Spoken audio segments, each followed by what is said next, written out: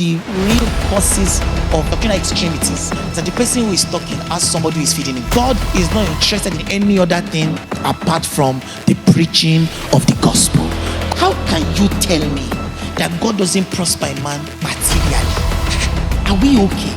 Wait, isn't that the devil that does it? How can God be so concerned about the gospel that he's not going to be concerned about the man who is preaching the gospel?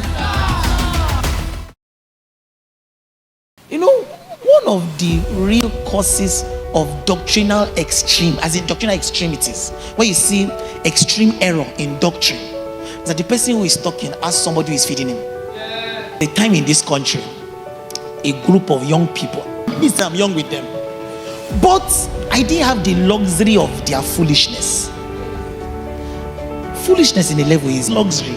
They were saying nothing like material prosperity. God doesn't prosper materially. Nothing like material prosperity. You must walk. Nobody said you should not walk. But Peter toiled all night and caught nothing. Based on the rules of work, Peter was righteous. The man actually did his part. There are people that you can accuse and say they didn't do their part. You didn't read. That's why you failed. But what about the man who read and got to the exam hall? And somehow, he can't explain why he can't remember what he read.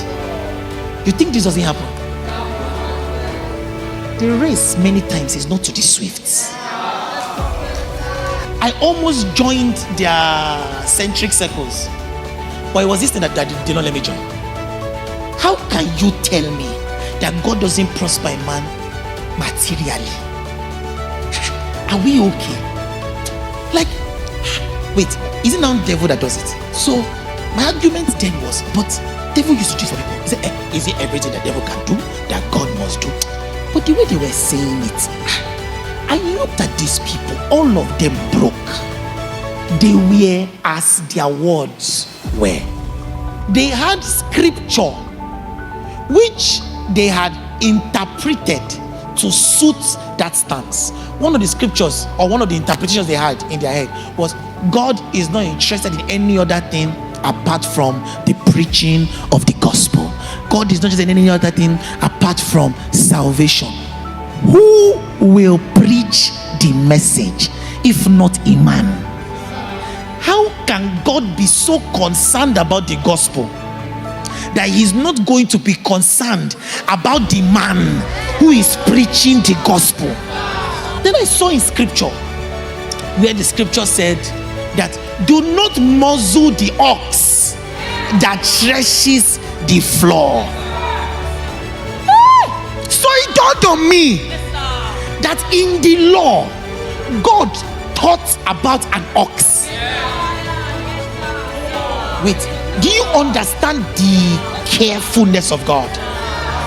God thought to himself that let me tell the people who are riding this ox. This ox is a gift from me to them. It's a gift for them to use to walk. God thought to himself that let me give them an instruction such that the ox that is walking, they should not close its mouth. Do you know what it means for God to be this thoughtful, that is thoughtful about an animal? When I saw this scripture, it blew in my brain that God, while he's concerned actively about salvation, the gospel, he's concerned about me.